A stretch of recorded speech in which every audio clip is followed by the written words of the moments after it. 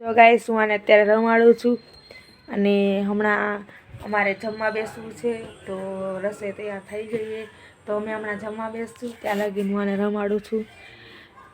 Janu baby ઈ જાનુ baby જાનુ જાનુ જાનુ જાનુ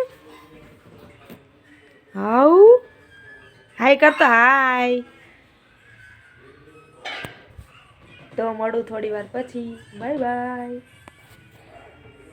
બેસી ગયા છીએ. આ છે આજની રસોઈ અને અમે તારક મહેતા જમીએ છીએ. આજો જાનુ